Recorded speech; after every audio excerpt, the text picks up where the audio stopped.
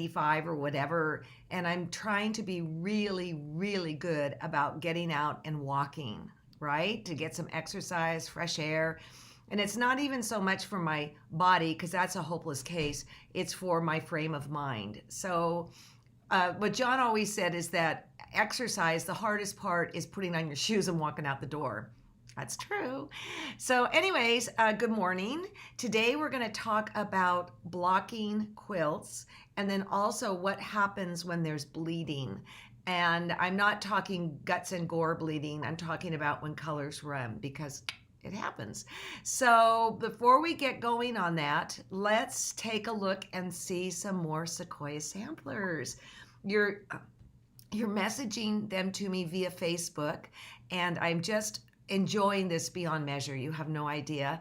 Also, if you're not a Facebook person and you're going through this on YouTube, you can send it to comments, and then Brandy will, at thequiltshow.com, customer service at thequiltshow.com, and Brandy will forward it to me. And I'm just amazed at how creative and talented you guys are, and how many of you are taking what is a bones of an idea and doing your own thing. And to me, that is fabulous. And I look at this little quilt behind us, the Sequoia. It is a darn cute quilt.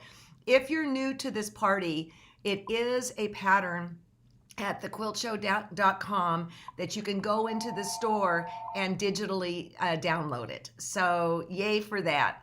It's just fun. And I hope John gets that phone. You know, it's probably just somebody, selling stuff. I hate when you pick up the phone and there's dead silence for 10 seconds, I just hang up, because I know they're trying to sell me something. So anyways, this Joan sent me her Sequoia sampler, and I love the colors. They are very classic. I'll tell you right now, they would fit into my home just fine. But the message, love grows here, up there. My bet, and I didn't zoom in, is that could have very well been done on an embroidery machine. So I love the messages that we're putting out there, filled with good wishes and all that. So then let's take a look at Christie's. Now Christie's, okay, I want to get rid of Jones and go to Christie's. Christie's is a serious collection going on, and she has been a quilter forever. Those are very soft, muted colors that we don't see so much of these days, so I just love it. But then Christie is taking it one step more, and see, she's got yo-yos up around where the flowers are. And I didn't even notice the little rick-rack stuff going on above. I wonder if that really is rick-rack. It might well be that she inserted above those flowers. Very cute. But the yo-yos, what she's going to do is, now they have not yet been sewn down. She's going to wait until she's quilted it and then adhere the yo-yos. Hey, look at that bottom flower. That's got rick-rack too, I think. I don't know, but that's super cute. Thanks for sending that.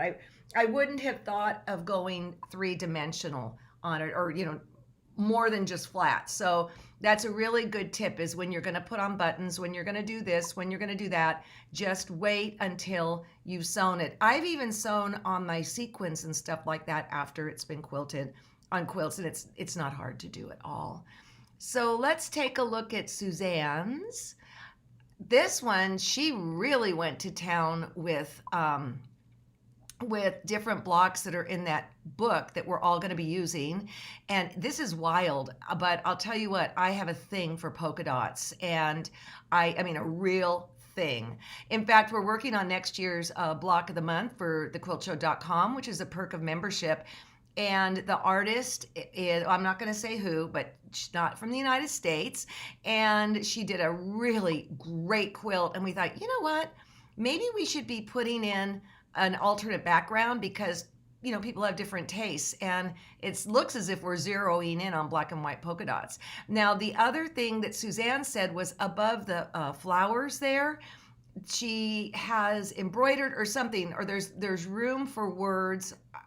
I was doing this so quickly, I'm sorry I didn't pay enough attention, but after it's quilted, then she's going to add her embellishment too. So great minds think alike.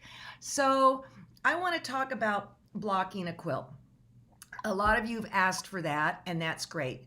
Do I always block a quilt? The answer is no.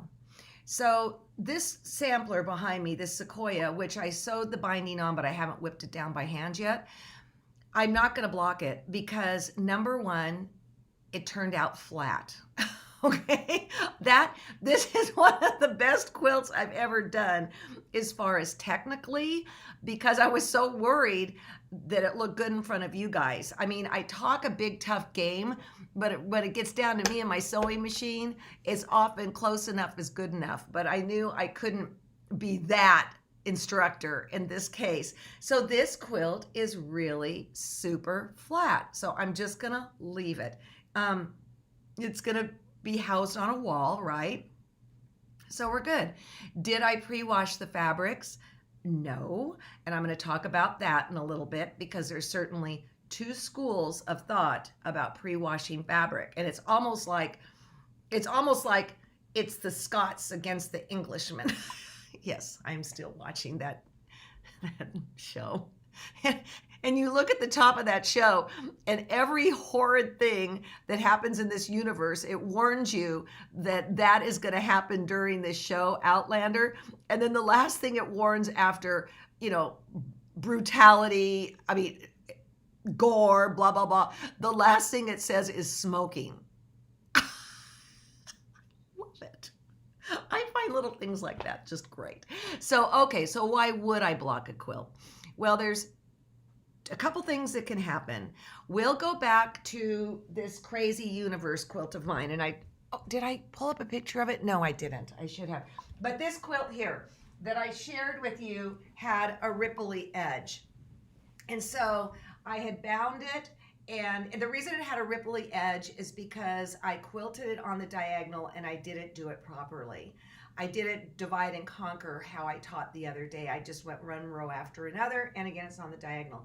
So I blocked it in hoping I could make it go away from being a lace potato chip, and I blocked it 4 times, and Ricky kept convincing me, it'll block out, it'll block out. Well, it didn't block out because it was that screwed up, and that's when I ended up cutting off the binding and facing it after gathering the edge, all right? And this did bleed when I blocked it. So I'll get to that in a moment again. So if it were not flat, I would block it. The other reason would be, okay, if I'm gonna go wash the quilt, and let's see here, this mud quilt, that was a disaster, all right? That quilt had hand-dyed yellows in it. And when I went to quilt it, I did use the blue water-soluble pen. That's why I like my purple disappearing ink one so much better. And then I took water to get it off. It started running everywhere. So I had to wash it. I washed it with Synthropol, and I'm going to talk about that in a few minutes. And that did wick out the color. But now I've got this big quilt. I have the picture in here. Now I couldn't put my hands on the quilt this morning, but here it is. Oops. This is a big quilt. It is 83 by 83. I washed it and now and used Synthropol, which again I'll talk about, and it took it out. Yay. But then I had to block it because once I've put it through the washing machine, it's all funky, and so I want it flat and beautiful, all right? So I actually washed a little quilt before we came on. I put it in the washing machine, and I'm going to show you how I block it. So I need to take this one down, all right? This I just have to bind and call it a day and put a sleeve on it. Maybe on Friday I'll talk about how I do sleeves. They're not professional, but it's how I do it. Okay. So this has gone through the wash. This was a quilt that was in my baby book. Alex Anderson's baby quilts. I don't have any more copies. It's way out of print. I don't think. I might have one. No, I don't have any. But I think it's an ebook on C&T Publishing. So I've washed it, all right. And if I was going to give it to a baby, I might not bother blocking it. But this is how I do block it. So we're going to pretend this is big. I went for a small quilt is what I did. not a quilt that necessarily needed it. So what I'm going to use are, okay, first of all, yeah, just look at the embroidery. Okay, first of all, you never block anything until it's finished, all right? You don't go, excuse me, you don't go block a quilt top, all right? It's got to be finished and bound, all right? Second thing is these you get from an office supply store. They're called T pins. Probably could get it on Amazon too. They're really heavy.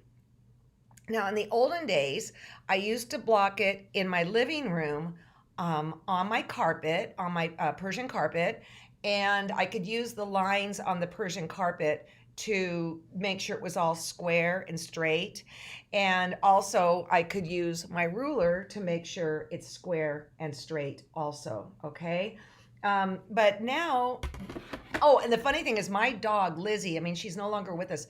Boy, she knew to not walk on that quilt when it was being blocked, and how that could be, I don't know. But here I've got this wonderful design wall with this grid flannel on it that I got from Eddie's Quilting Bee in Sunnyvale, California. So I will take my T-pins. I think I'm going to put this over here. Okay, and I will start. I love that I've got these lines to follow here. So I'm going to put this right here. I'm going to pin in, or can we see it? Yeah, I'm going to pin in right between the binding and the quilt itself. And I'm going to be tender with it because, I mean, you don't want to tear it or anything. But while I'm being tender with it, I'm also going to give it a little pull. So put that there.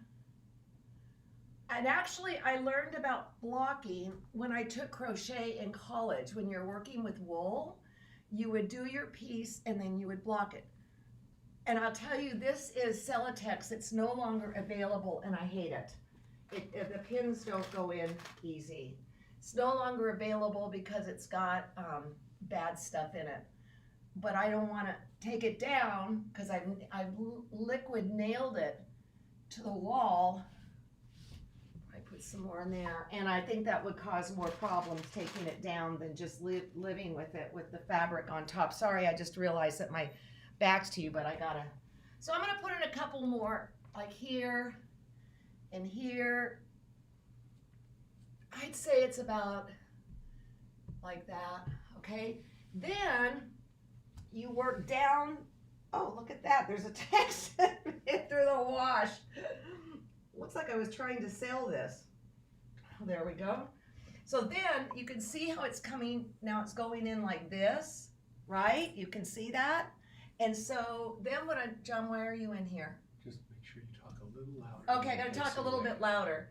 You can see, sorry guys, there's no way around this. See how it's pulling in like that? Using the lines on my board, I'm going to pull it out. If I used my regular sewing pins, they would just bend. And I spend a lot of money on my pins. A lot of money. Okay, get in there. See how it's going funky like that? Oh, you can't see. There you go. See like how it goes in? I want to get it out. I feel like I'm wrestling an alligator. All right. There we go. Oh, this is bowing in a little bit, so I'm going to pull it out.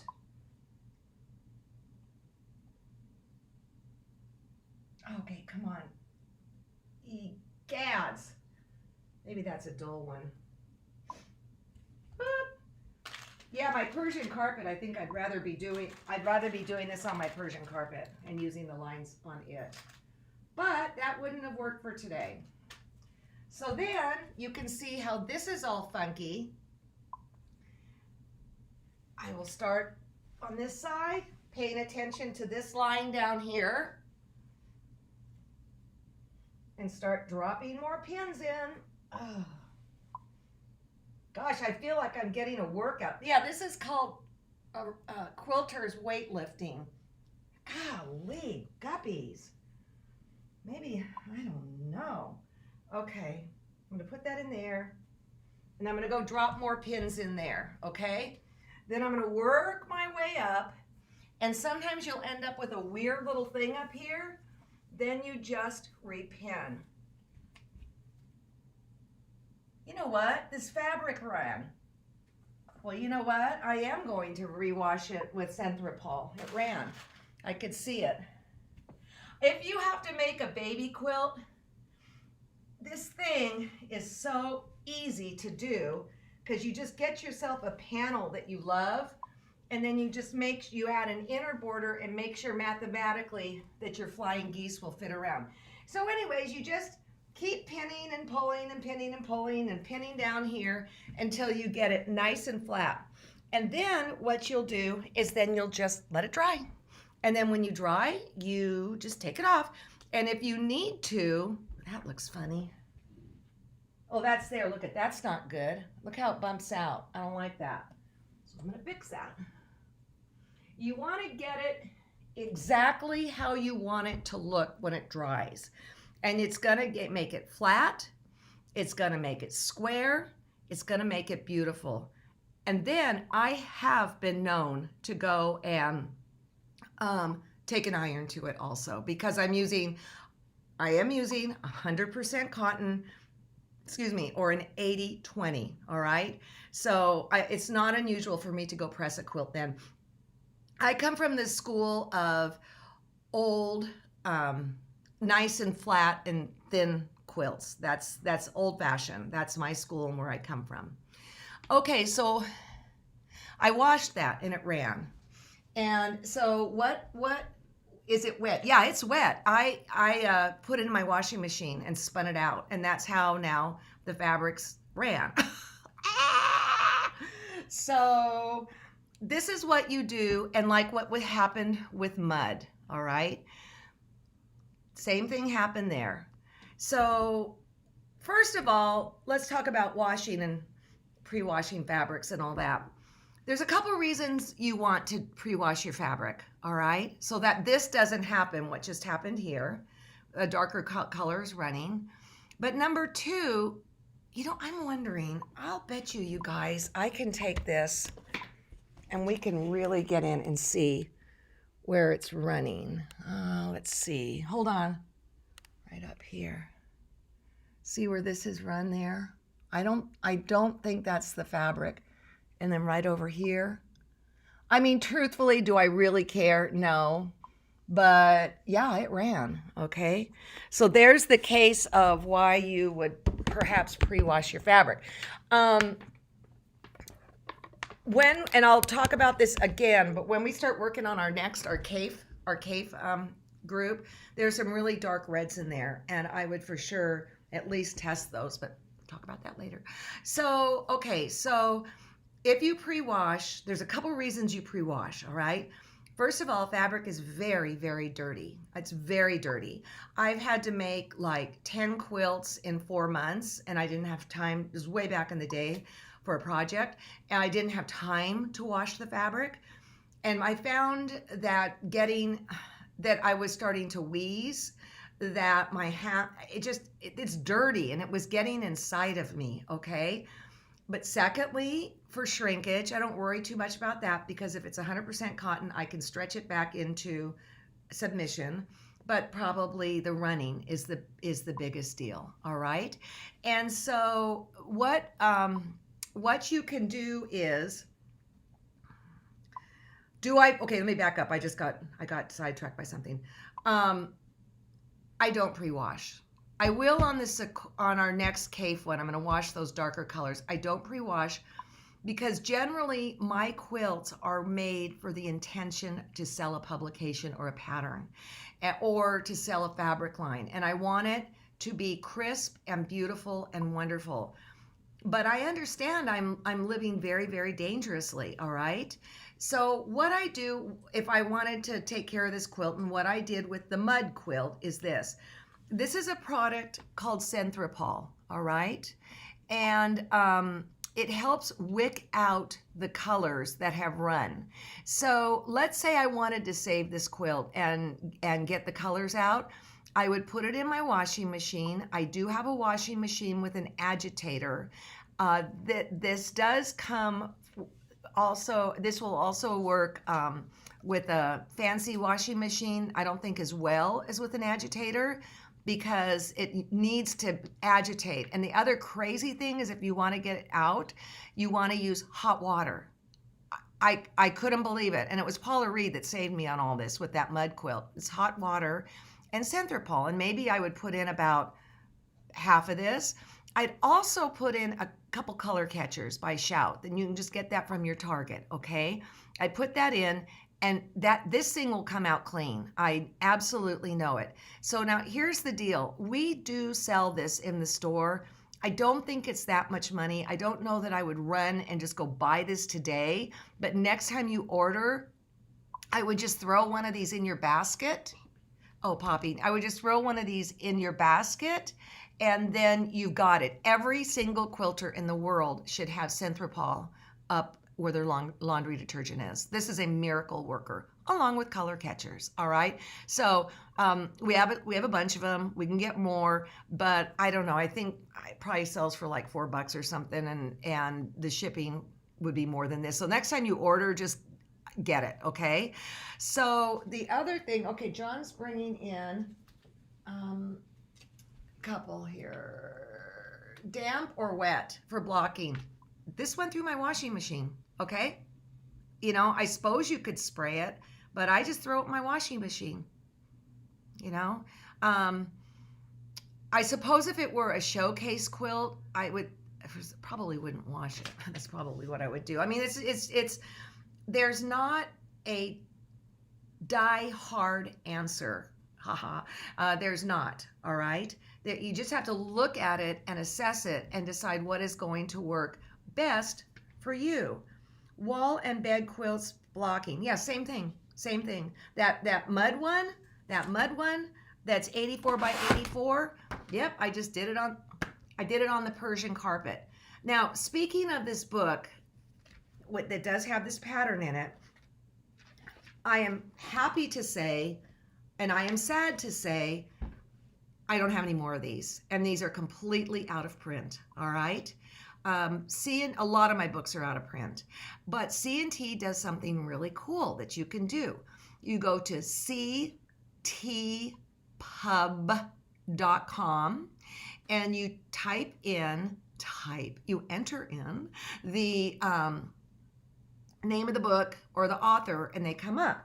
And so what they have done, which is really great, is they have created ebooks and print on demand. So when you go through the 3 layers, you end up on this, and you can see in the upper right hand corner it says ebook, and it's $11.99, and normally this is $16.95, so that's a good deal. Sometimes they have also print on demand if you want a hard copy. The difference with print on demand versus this book is the pages aren't quite as shiny. They're a little bit flat, you know, but it's no big deal. Either way, it's fabulous. In fact, somebody sent me the other day, they have a new book and they want me to look at it.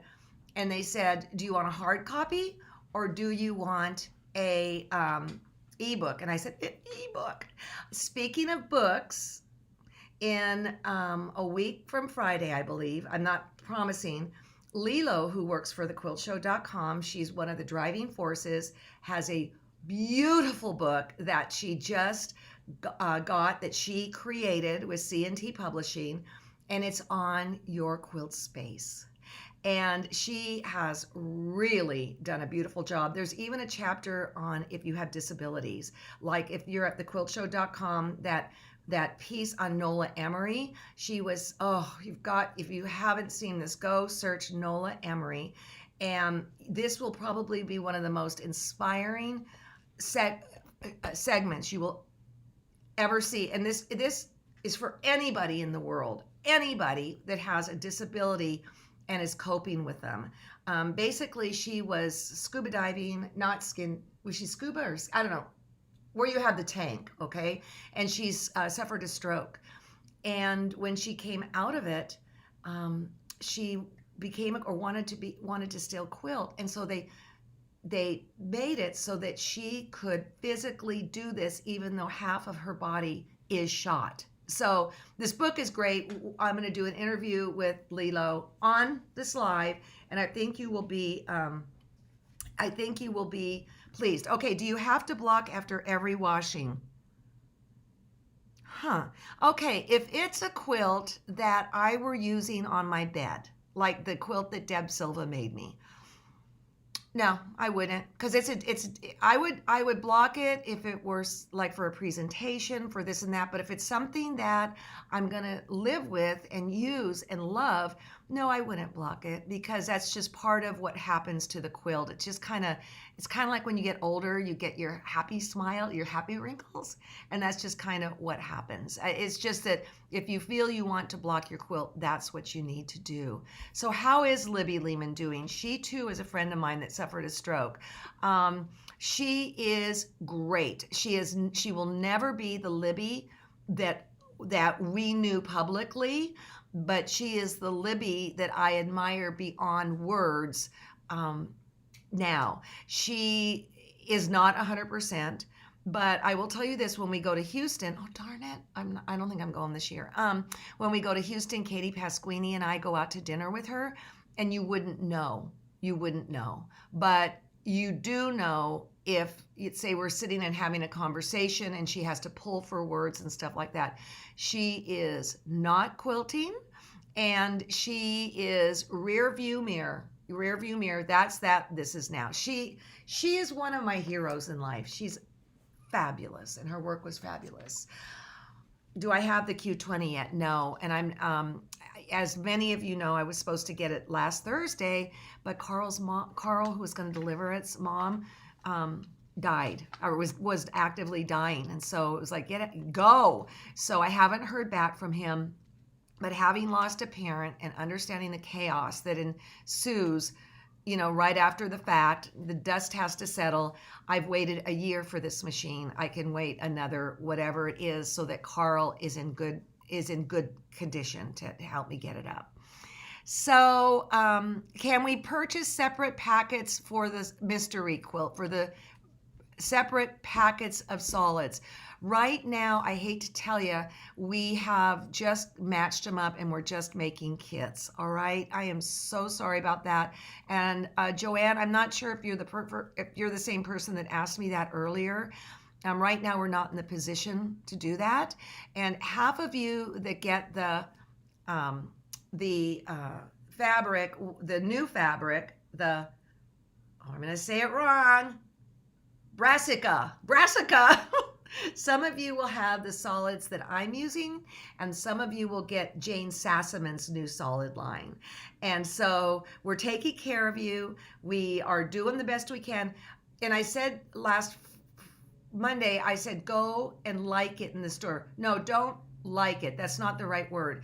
If you're interested, I mean, like seriously interested, go and you can heart it or like wish list. That's what it's called. So please do that so that we can take care of you accordingly. I mean, we're really, really trying. And Pam Vieira McGinnis, Pam Kitty Morning is going to help cut too, which is great. If you block it once and still wavy, can you reblock it? Yes, that's what happened with my Universe quilt. But it turned out it was wavy. The bias was stretched. The bias was stretched from my diagonal quilting. So yeah, you can do it as many times as you want. Oh, that said, I have mentioned in the past, I have a silk quilt that is 2 inches bigger on the top than the bottom. And I thought, I can at least get it so it's just half an inch, and the silk will not block. I do have fabric prep on the back of it, but because if I don't, it is going to fall apart. But that would not block out. So we're talking 100% cotton quilts or something thereabouts. So hope I'm doing great. Thank you, Hunt. It is good. As far as everything that's going on in the world, John and I are very grateful, very, very grateful. And we're very, very grateful for you guys. Oh, that wasn't for Hunt, who are you talking to? Trying to, I don't know. You better not. Okay. Fabric prep is a beautiful, let me show you, and then I'll get, because I got to go walk.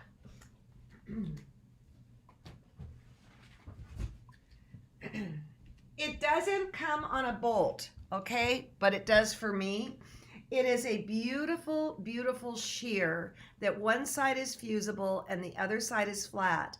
And so when you like are working with silk dupioni or grandpa's old rotten shirt that's threadbare, you put this on the back side of it and it pulls it together and keeps it stable. And it's so fine that I have actually hand quilted through it. Okay. So anyways, you guys, have a good day. I'm not sure what I'm going to do on Friday, but on Monday I'll start on scrap quilts with a little break a week from Friday with Lilo Singh. I haven't seen it in person. I am so excited to see this book. What is the difference between Centrepal and Retain? Retain, this is what I think. I'm not an expert. Retain looks like this, except the bottle says retain on it. I believe Retain kind of sets the colors into it better. Like it sets it into the fabric, whereas this pulls out the color. And so when it started running, I want to use this. I don't even own Retain. And I know it's a great product, but this to me is a one-stop shop right here, and with Shout color sheets. You know what I'm talking, color catchers. These two just work for me. It's my emergency go-to. And the truth of it is, up in my laundry room, I've got a bottle that's this big. But if you don't have this, next time you go to the store, just throw it in your cart. Everybody should have one, okay? So Retain makes the fabric retain the color. That's how I remember the difference. Okay, that's it, Nancy. Yeah, it retains the color, whereas this pulls the color out. Ricky says something about like Pac-Man eating up the stuff. Fabric prep for t-shirt quilts. We have another, you could use it, but we have something that, okay, fabric prep for t-shirt quilts is the question. We have another product you might want to look at that's called Cutaway. And I don't know why it's called that, but it's very fine. And the great thing about Cutaway is that, you know how sometimes t-shirts have, okay, I shouldn't have started the sentence that way. To apply Cutaway, and again, I don't know why it's named that, Quilter Select Cutaway, it takes a very low heat. And it is very fine, it is very soft also. So I would stick with the Cutaway, honestly. So, okay, you guys. Donna, what are you confused about, Donna Tauber? Because I know we've kind of gotten off subject here. Making a red and white quilt and use Retain before cutting the red. See? Yeah, that's smart, okay? That's exactly right. You set that red. Thanks for the demo. My quilts hang like potato chips, Denise. Oh, that's sad. I do. I will tell you the quilt that's on the cover of my Simply Stars book that's way out of print hangs like a total potato chip. And I don't care how much blocking, it will never be saved. I made that a bazillion years ago, and I don't know. It hangs in the offices of Alden Lane. Yeah, Centrepal pulls out the excess dye, Retain sets it, okay? But for me, Centrepal works, period. All right? Okay, guys. Donna, I am sorry. If you're confused about the stabilizers, I would suggest you go to quiltersselect.com, and we have little videos, and it tells you all about them. Okay? Oh, one other thing. Somebody messaged me and said, when will I get my fabric? And this was in the first round, okay? This is in the first group. This was when we were doing these flowers back here. And I said, if you haven't gotten it yet, and we accepted your order, my guess is that you have something else in that order that we're back ordered on. And she wrote and she said, yep. And I said, yep, takes one to know one. One of the things that we were back ordered on is that wonderful purple pen. We have sold 1,000 since May 1st. 1,000. Or maybe it's June 1st. I don't know. But anyways, I have been Ziploc bagging those things because I'm not going to wait for packaging for mid-July. So we put how to use it in it, a little Ziploc baggie. Everyone gets that. I stuffed that personally, so no comments. So, okay, you guys, we'll see you Friday, and we will all have a good day. Go make someone's day nicer by doing something kind. Bye-bye. Oh, by the way, when you're wearing your mask in public, they can tell if your eyes are smiling or if they're like this. So make somebody happy with your eyes. See ya.